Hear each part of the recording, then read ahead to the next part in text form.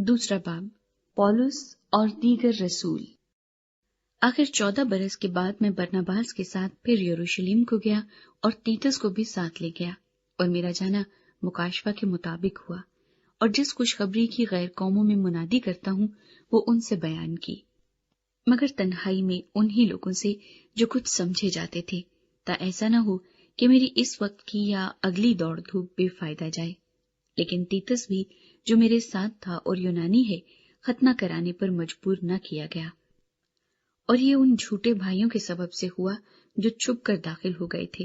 اور چوری سے گھس آئے تھے، تاکہ اس آزادی کو جو ہمیں مسیح یسوع میں حاصل ہے جاسوسوں کے طور پر دریافت کر کے ہمیں غلامی میں لائیں۔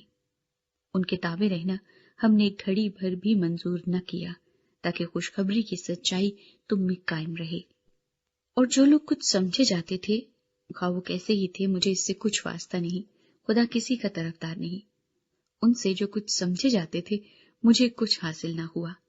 لیکن برعکس اس کے جب انہوں نے یہ دیکھا کہ جس طرح مختونوں کو خوشخبری دینے کا کام پطرس کے سپرد ہوا، اسی طرح نامختونوں کو سنانا اس کے سپرد ہوا، کیونکہ جس نے مختونوں کی رسالت کے لیے پطرس میں اثر پیدا کیا، اسی نے غیر قوموں کے لیے مجھ میں بھی اثر پیدا کیا۔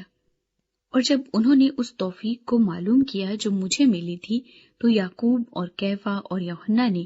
جو کلیسیا کے رکن سمجھے جاتے تھے، مجھے اور برناباس کو داہنا ہاتھ دے کر شریک کر لیا، تاکہ ہم غیر قوموں کے پاس جائیں اور وہ مختونوں کے پاس، اور صرف یہ کہا کہ غریبوں کو یاد رکھنا،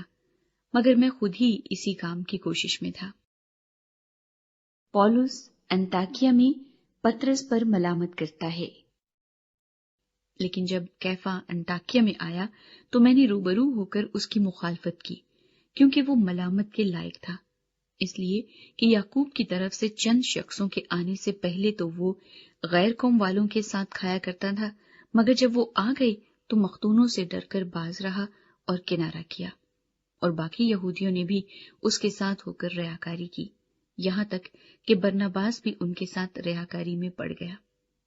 جب میں نے دیکھا کہ وہ خوشخبری کی سچائی کے موافق سیدھی چال نہیں چلتے، تو میں نے سب کے سامنے کیفا سے کہا کہ جب تو باوجود یہودی ہونے کے غیر قوموں کی طرح زندگی گزارتا ہے، نہ کہ یہودیوں کی طرح، تو غیر قوموں کو یہودیوں کی طرح چلنے پر کیوں مجبور کرتا ہے؟ ایمان سے نجات۔ گو ہم پیدائش سے یہودی ہیں اور گناہگار غیر قوموں میں سے نہیں، تو بھی یہ جان کر کہ آدمی شریعت کے اعمال سے نہیں بلکہ صرف یسوع مسیح پر ایمان لانے سے راست باز ٹھہرتا ہے، خود بھی مسیح یسوع پر ایمان لائے، تاکہ ہم مسیح پر ایمان لانے سے راست باز ٹھہریں، نہ کہ شریعت کے اعمال سے، کیونکہ شریعت کے اعمال سے کوئی بشر راست باز نہ ٹھہرے گا۔ اور ہم جو مسیح میں راست باز ٹھہرنا چاہتے ہیں، اگر خود ہی گناہ گار نکلیں تو کیا مسیح گناہ کا باعث ہے؟ ہرگز نہیں، کیونکہ جو کچھ میں نے ڈھا دیا اگر اسے پھر بناؤں تو اپنے آپ کو قصوروار ٹھہراتا ہوں۔ چنانچہ میں شریعت ہی کے وسیلے سے شریعت کے اعتبار سے مر گیا، تاکہ خدا کے اعتبار سے زندہ ہو جاؤں۔ میں مسیح کے ساتھ مصلوب ہوا ہوں، اور اب میں زندہ نہ رہا بلکہ مسیح مجھ میں زندہ ہے، اور میں جو اب جسم میں زندگی گزارتا ہوں تو خدا کے بیٹے پر ایمان لانے سے گزارتا ہوں، جس نے مجھ سے محبت رکھی اور اپنے آپ کو میرے لیے موت کے حوالے کر دیا۔ میں خدا کے فضل کو بیکار نہیں کرتا،